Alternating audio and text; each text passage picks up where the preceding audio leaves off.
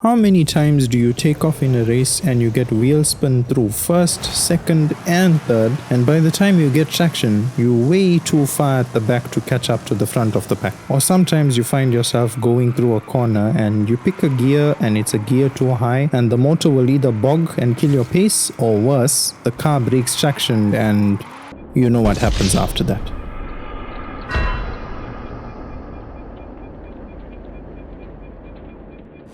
And for those of you who are chasing lap times or just looking to make your car a bit more stable with aero tuning rather than mechanical tuning, I have something for you as well. If you haven't guessed it by now, this is the video where I will be taking you through everything about tuning your gear ratios and aero components. And let me just say this before we begin. These components do not just give you more acceleration or fiddle with your top speed, and they also do not just give you more stability and grip in terms of the aero components, alright? It can actually do a whole lot more than that. So stay tuned and let me show you what I'm talking about. What's up my fellow racers? It is I, Shini, your favorite racing reaper, back with the next tutorial video. And this is actually the final tutorial video for any road racing situation, because this time, as I said, we are going to be talking about tuning your gear ratios and aero components, which is the final step in the process. So let's not delay it any further and let's jump into it, alright? Firstly, let's go over why we need to tune our gear ratios, So we need to understand why we need to tune this component in order to know what we want to get out of it, right? Your gears basically serve one purpose in a normal driving situation, and that is to convert the torque from the engine into different speed ranges to your wheels. And it does this while balancing how much effort the engine needs to put in for your wheels to spin at these different speeds. But this isn't a normal driving situation, is it? Wait a minute! This is for racing. You're goddamn right. Come on! With this in mind, we need to tune our gear ratios to give us the following. Firstly, the best acceleration against the best top speed. We firstly need to set our gear ratios up to get the best acceleration from the car. But we also do not want to sacrifice too much top speed based on how much acceleration we want to get, alright? And this can go either way based on how you want your car to perform. But I am going to show you how to get the best of both and squeeze out as much as you can from either of these aspects, okay? And get the right balance between the two. Secondly, you need to improve the drivability of the car. When I say drivability, I'm referring to whether or not the car will do what you expect it to do in a racing situation. Some of you may have a pattern that you work with, and I'll use myself as an example. I know that when I'm going around Los Jardines circuit, as you've seen previously, I have a specific gear that I use at every corner, and I like to have these gears putting the engine's revs just above the red line when I'm exiting the corner as well. My engine is already sitting at peak power, and when I shift into the next gear, all that energy that's been in reserve as I'm exiting the corner, I just get that sudden burst of acceleration and I'm flying away out of that corner. The third thing is to maintain traction. Leading on from point number 2 about improving drivability, if you set your gear ratios up to be too long, you might find that you're putting the engine's revs more towards the torque band, and you'll find that as you're exiting the corner, as you go down hard on the power, you might break traction and the car might start sliding out of control, and you don't want that. What you want to do is to bring that gear ratio more closer to have the engine's revs be more in the power band, so that when you're exiting the corner, you're not putting as much force through those driving wheels, and you can just keep traction and get out of the corner as quickly as possible. These are the factors that you need to consider when tuning your gear ratios. But before we actually tune them, let me first explain how you can use the telemetry to help you out, and also how you can use the power and torque bands from within the game to help you when tuning your gear ratios, okay? This time around, we are going to be using the general telemetry screen, and we will be paying specific attention to the RPM readout along with matching it up to the power and torque. Before I explain how to read and tune from it, I'm going to jump back into the garage for a sec, go over to the power upgrades and we want to first have a look at this graph down over here. This tells us where the car is making peak power and torque, and we want to see where it starts producing these peak levels, how long does it produce these peak levels for, and where do these peaks dip again. This will give you an idea of what kind of rev range to expect the torque and power to change at when you're looking at the telemetry. Back outside now, and you can see I am here at the eastern side of the freeway, and this is where you can bring up the telemetry again, and you are going to look at the RPM as you're driving along through each gear versus how much torque and power is being made at each different RPM range. I would say specific RPM, but it changes so quickly and I can't see it unless I'm slowing it down in editing, but if you can, then you probably Bruce Lee or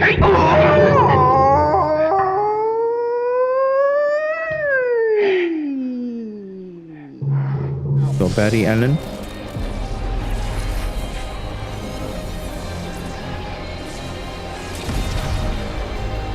But my best guess would have to be that you are Clark Kent because he actually plays games. You also want to pay attention to where the torque goes down and where power starts to climb, and one more thing is looking where the power dips at the end of the RPM range. If you got all three of these figured out, then you're ready to begin tuning. Now time to see some gear ratio tuning, and I'm not going to go over the upgrades that will allow you to tune your gear ratios. That was discussed in part 4, which is this video over here. And if you have been watching the series, you would remember that I put up a sort of table chart thingy that is basically just a guideline of what gearbox I use based on what class of the car I'm building for. Basically, the whole point was, just because you can have more gears doesn't mean you should. When it comes to tuning gear ratios, there is some testing involved, and I will go over that in a bit. It is just so that you can see where the problem areas are, like which gear is too long or short, where the car bogs and you just lose power, or where it sends too much torque and the car just breaks traction. And you also need to understand the tuning menu. You're going to see a bunch of these numbers and a graph at the bottom down over here, and also your top speed is shown on the other side. First, let's talk about this little graph here. This graph represents three things: your engine speed or RPM, your wheel speed, and these lines represent where each gear is going to use a specific RPM to output a certain wheel speed. There are also two concepts that I need to mention. They may not be originally thought of by me, but this is something I noticed when creating this tutorial series. You have two different types of top speed. I refer to it as actual top speed and effective top speed. Actual top speed refers to the maximum speed the car can achieve, versus effective top speed, which refers to the highest speed the car will achieve before the acceleration will start to taper off. This isn't something you're really going to tune for, but it is good to know the difference between the two depending on what car you're driving. Now with the numbers in the middle, these represent the gear ratio for each gear, and the final drive ratio, which is a representative of the ratio used at the differential. What these basically mean is that for every rotation that your engine does, your gearbox is going to convert that based on the gear ratio into a different speed for your wheels. Okay, so let's say that your engine is spinning along at 2500 rpm. You go into 5th gear and it's spinning at 2500 rpm. Your gear ratio at that point is 0.75. So that means that your driver gear is 0.75 and your driven gear is 1, for example, which would mean that it is turning at 1875 rpm. Okay, then that sends it on to the final drive, which is your differential, and your final drive ratio is 4. So that would mean that your wheels are turning at 7500 rpm. Everybody got it? Good. Drop a like if you think my drawings and stuff are silly, okay? Still here at the eastern side of the freeway, start off in first and just accelerate. When you hit the limiter in each gear, write down your speed. The next thing you need to do is start off in first on a flat road, take off and pay attention to where the wheels get traction and what speed you were doing. The last bit of work you are going to need to do is pick a track that you know well, that features everything from high speed corners to low speed corners. In this case, I'm going to use lookout circuit. Now, I've been working with this car for quite some time now, as you all know, and I also know lookout circuit well enough to have worked out my pattern that I use when driving this track. This is where I would test the car to see if the ratios are giving me the right speeds and engine output in each gear when I'm going around this track, and everything needs to be right. The gearing down when going for corner entry, the part when I go back on the power after the apex coming out of a corner, the straight sections where I'm winding the car out, everything has to be on par with what I need the car to do, and it's going to be the exact same for what you want out of the car. Let's analyze this section of the track where I need to be shifting through the gears in order to control my speed, and I will show you the difference between bad and good settings. First with the bad settings, and you will notice that I cannot properly pick a gear to maintain my speed through the corners while also maintaining traction with the car, because these gears are actually way too long and I can't get the engine to be in the right power or torque band for me to be going through these corners. Now with the right settings according to my driving style, you can see that I am pushing that motor up to peak power in the gear, and whenever I exit a corner, because that energy has been reserved, when I shift to the next gear after exiting the corner, the car gets that burst of acceleration and just surges ahead out of that corner. Once you've completed all these tests and you've noted down all the important bits like what speed you're getting in each gear, where the engine RPM is sitting, and you're also noting down what speed you want versus where the engine and RPM should be sitting, then you can actually begin tuning.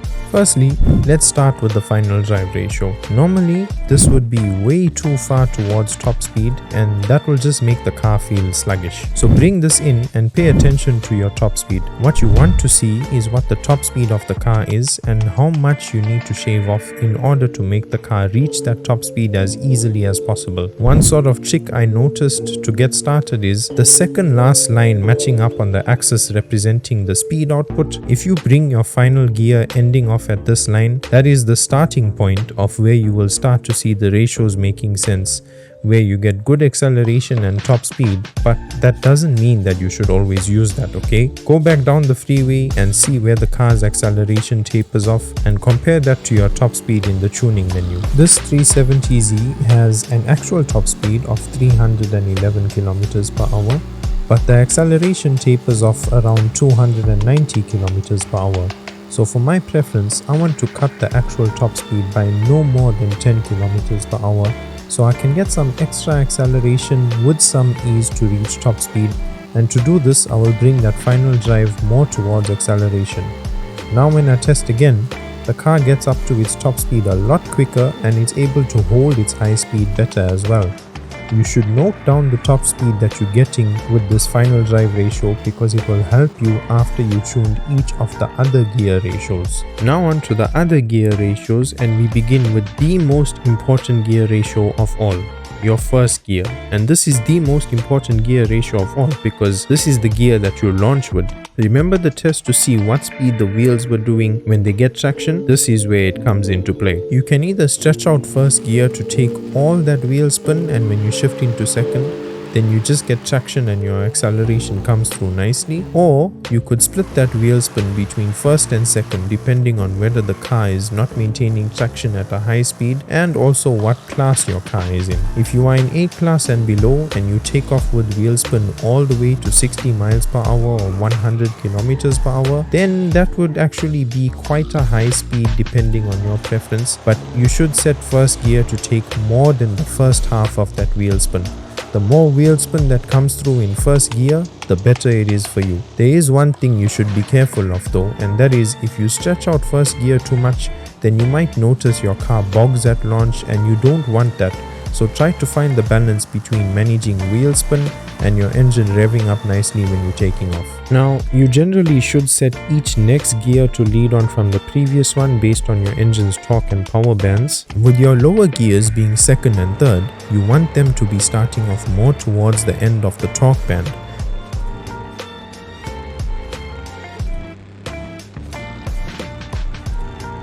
And with the higher gears being 4th, 5th and 6th for example, you want them to start more from the beginning of your power band.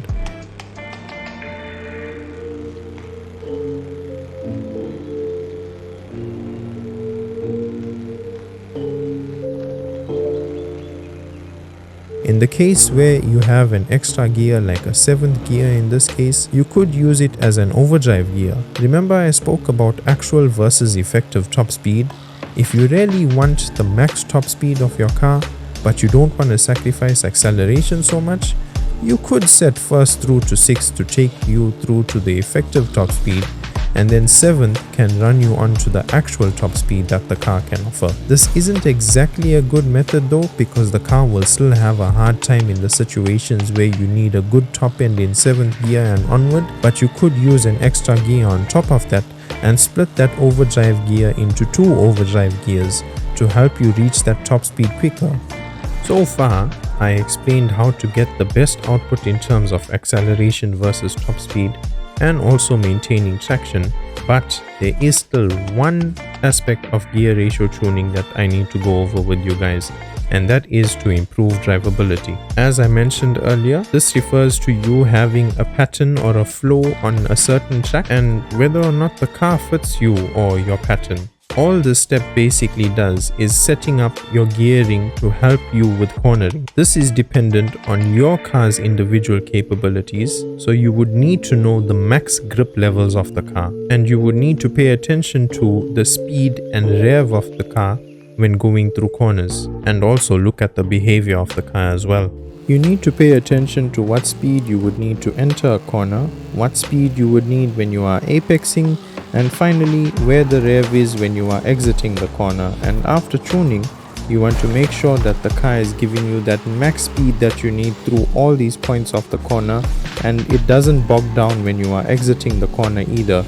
If it does, then you might be in the wrong gear, or seeing that this is tuning, it could also be that your gears are too long to match your driving pattern. The car also shouldn't be breaking traction based on what I mentioned early on in the video.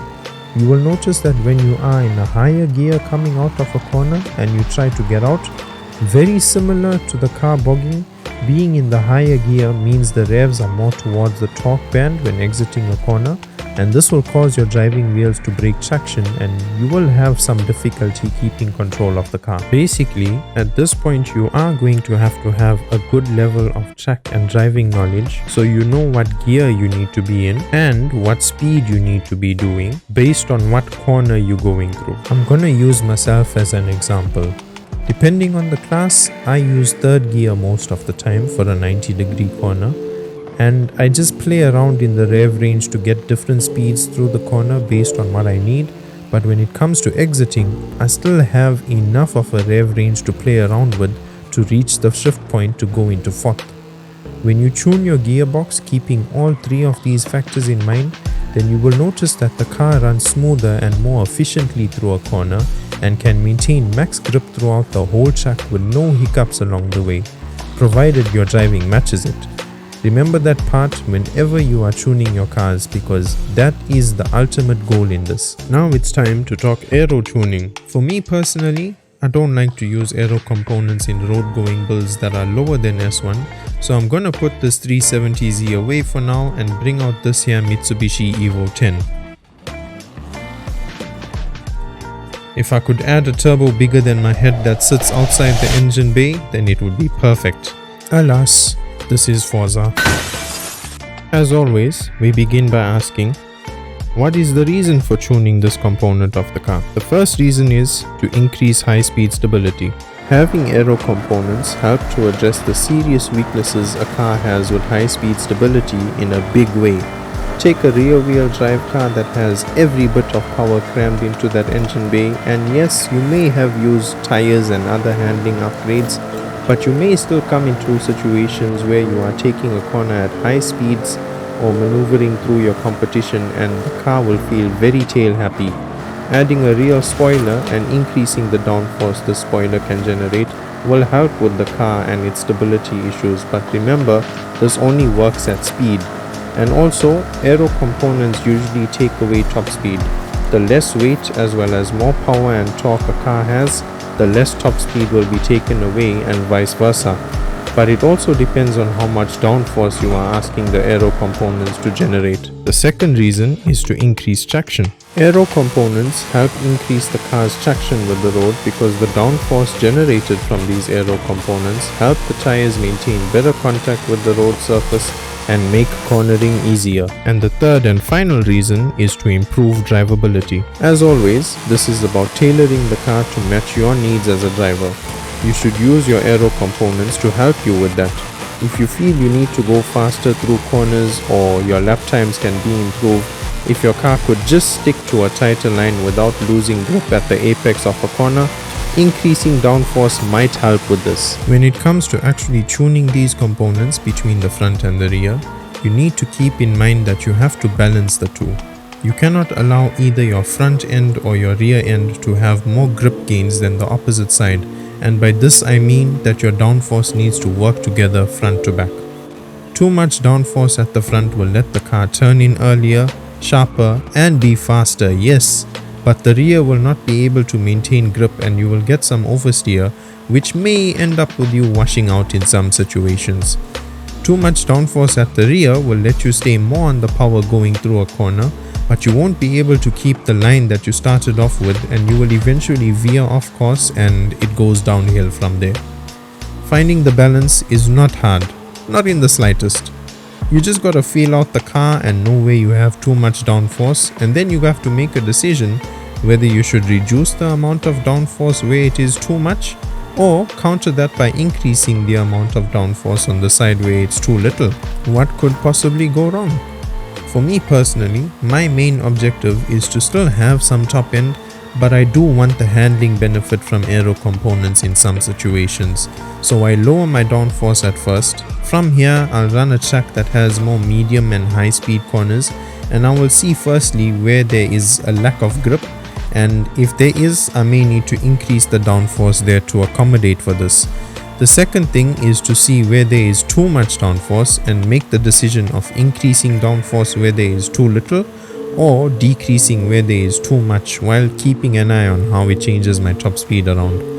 In the end, what you want is a car that can go through corners at much higher speeds with the kind of stability that makes your car feel like it can take corners at Mach 2 without losing any traction in any way whatsoever.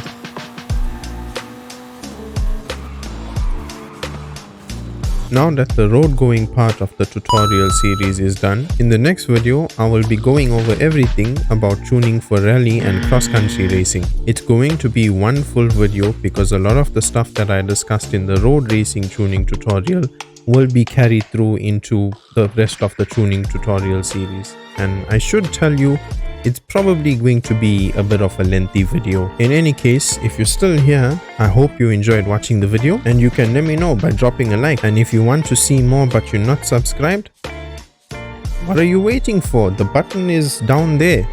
Go ahead and click it and don't forget to turn on the notification bell. And if you have any questions or comments, let me know in the comment section down below. Or better yet, join the Discord and let's be bros or something. Anyway, until the next video, this is Shini, the Racing Reaper signing off, and I'll see you guys there. Reaper out.